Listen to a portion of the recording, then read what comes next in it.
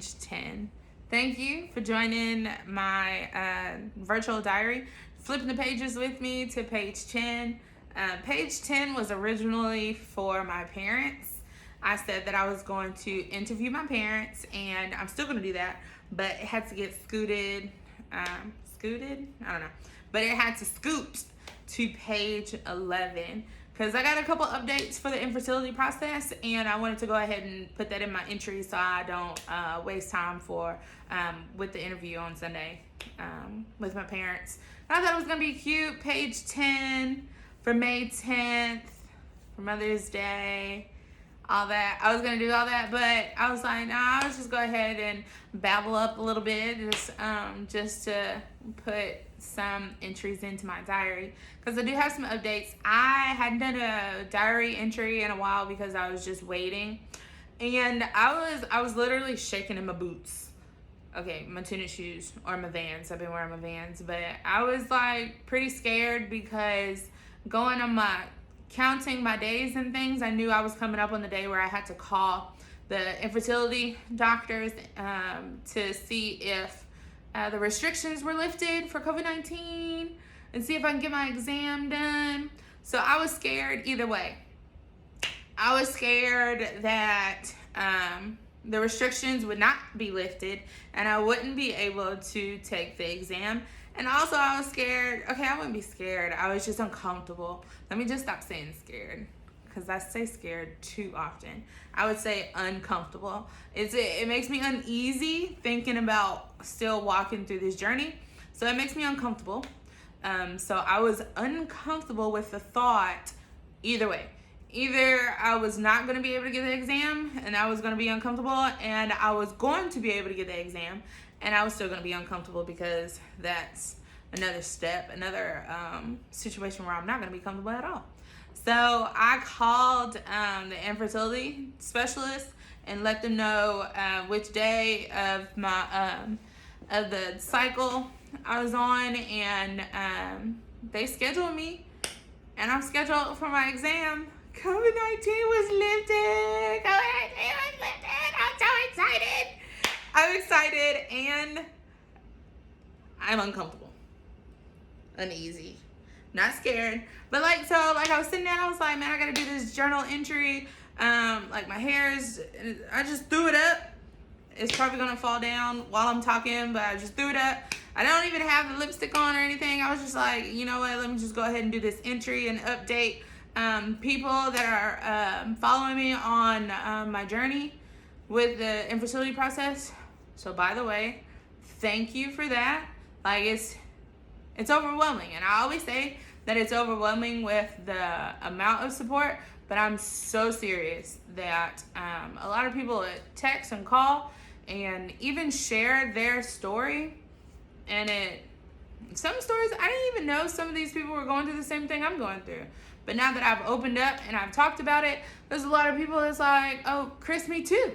So it opens up a conversation with other people, and that's really, really nice. I do have a person that's in my pocket. I don't know if I'm allowed to say her name, but I'm gonna say it anyway. So Miss Cheryl, thank you. I mean, I never met Miss Cheryl face to face, but she is one that out of all the text messages and the phone calls, that she is most relatable. Just to be honest, like people locally, I don't know. It's just weird. I don't know. Like, it is hard to find a mentor in this situation. Like, when I was first going through the infertility process, I think it was just hard to find somebody to talk to. Like, a lot of people knew that me and Gregory's relationship was struggling just a little bit, but they didn't really know the root, the actual knife that was in there. So that was, I mean, I didn't expose all that. And there's not a lot of people that can relate to it. So who do I expose my heart to? But now I'm exposing it to everybody because it's on YouTube. But anyway, I'm trying to be more open. I'm trying to be more vulnerable. I'm going to do a diary entry on vulnerability too, because that was a little deep, because it takes a lot of courage to be vulnerable. But I don't know, because I got to the point where I'm just tired of being silent. And then I also want to document the journey. So So and then one day my little baby gonna see my entry and just know how valued you are and how we waited patiently for you and we went through a lot for you. So I'm excited. I'm so excited. I just said it. I had to get that one out, and I hope you're excited with me. Please share this with somebody that might be going through the same thing. Maybe I'm just like 4 steps ahead of you, and I will open up and tell you this journey and my experience. But anyway, back to like, I just had like 15 conversations, but let me go back to my main topic with the exam. So the nurse called me, and she was gonna set up the exam. Like, even on the phone, I was like, she was asking me all the days and stuff. I was like, dang it, I forgot that I had to keep up with all these days. I had to tell her which day is this day, which day is that day, which day is doing this, and which day the exam needs to be on. So I literally had to put her on speakerphone and go to that period app I told y'all about. It was really good. So I could tell her the days. So, and then I went there and I was still confused. Like, I don't even know what I was going through. I think I was just super excited, and I was getting confused about which day was which, where. I don't know. But we finally figured out, and I do have to take some medicine. They prescribed me some antibiotics. I had to take it 2 days before the exam, the day of the exam, and 2 days after the exam. So the exam, what it is it's an X-ray of my female parts, really the fallopian tubes, to be sure that there's no damage or any blockage. So what they're gonna do is they're going to take an X-ray, but I'm gonna have dye. Like, I don't know what color they're gonna use. I prefer purple because that's my favorite color. But y'all, they're gonna do their job. But they're gonna shoot a little bit of dye inside, and I guess the X-ray would show if the dye went through the fallopian tubes or if it didn't. And if it didn't, because I asked the lady a whole lot of questions. I was like, what's this? You gotta explain things to me. But she was telling me how I'll have dye inside of me, and if the dye goes all the way around, then it's not blocked. But if the dye does not show everywhere on the X-ray, then my tubes are blocked. So I am super excited to see about that, and I am kind of nervous. So, by the way, like, I knew this day was gonna come, and I knew I was either gonna be uneasy at the fact that I have to go through it, or, hold on, this kind of bothering me there, or uneasy at the fact that the restrictions weren't lifted and I would still have to do a little bit of waiting. So I was uneasy at both of the options. So you know what I did? I added to my faith walk. Like, I was going through emotionally, and I was talking to Gregory. I had to tell him. I was like, Greg, just thanks for listening and talking to me. Like, I don't even know what I was talking about one day. We was at the table and I was talking about ifs and what if this, what if that, it'd be nice if this, it'd be nice if that. Like, I was just talking. He was, shout out to the husband. Thanks. You're awesome. Even if you're just listening, it was definitely awesome. So thanks. Thanks for listening to me babble, which I do kind of often. So y'all know that when I get to the point where I get a little uneasy and like get a little bit low, I wasn't as low, but I wanted to prepare myself so I can get happy even though like my emotions was getting a little rocky.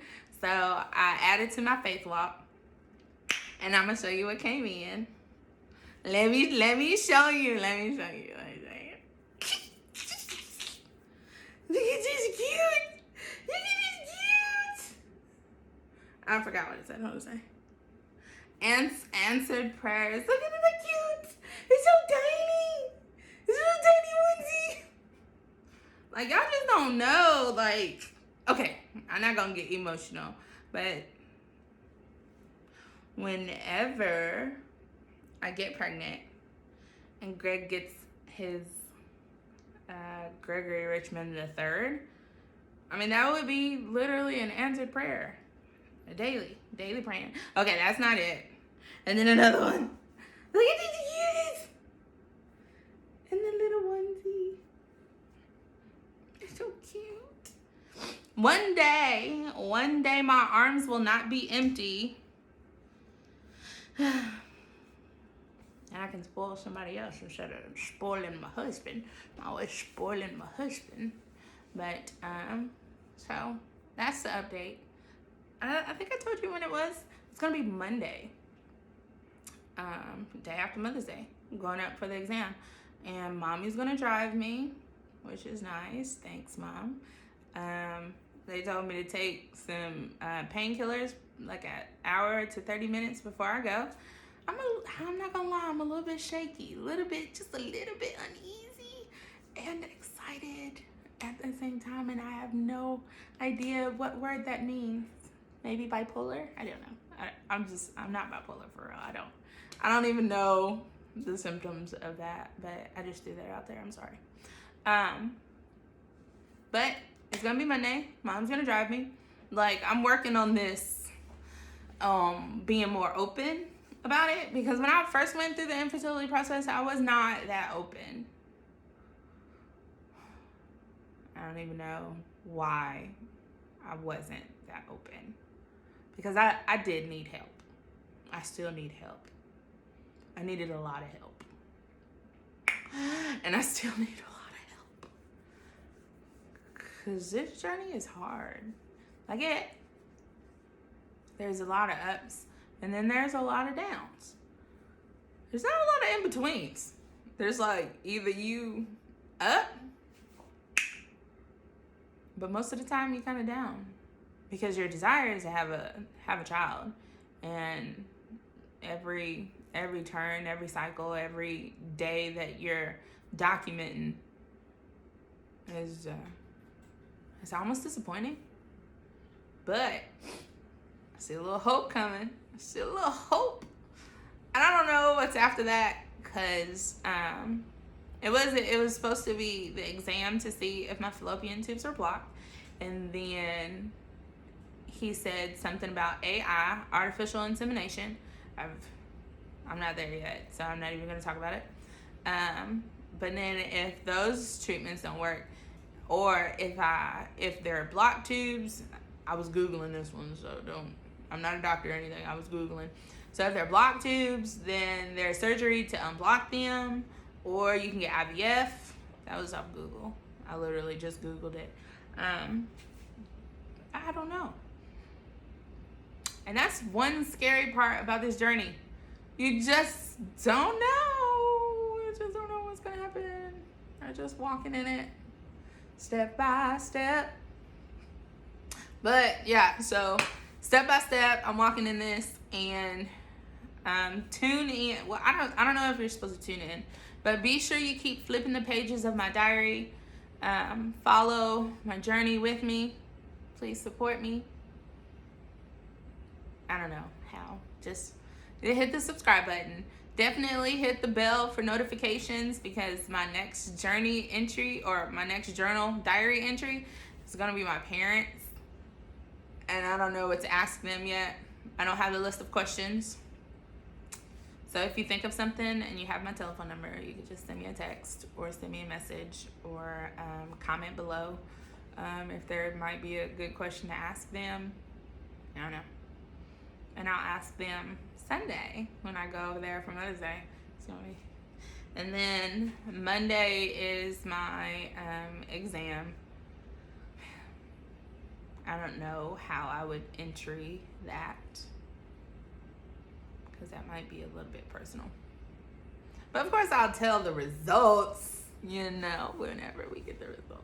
I don't know how this is gonna work, but keep me in your prayers. Thank you for your love. Thank you for your encouragement. Thank you for subscribing. I think my last my diary entry was like 40 people or 40 subscribers, and now I'm at 53 subscribers, so that's good. I don't know what to compare it to, because this is my first time going through this.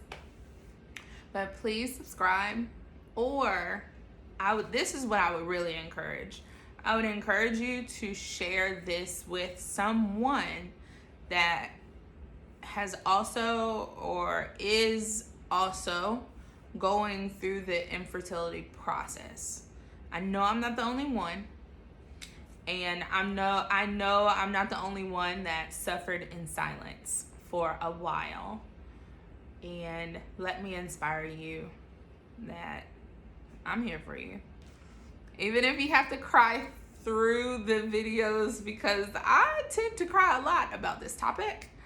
Even if you have to put me on one time, like, go to page 1. Page 1 was terrible. Like, I was so emotional.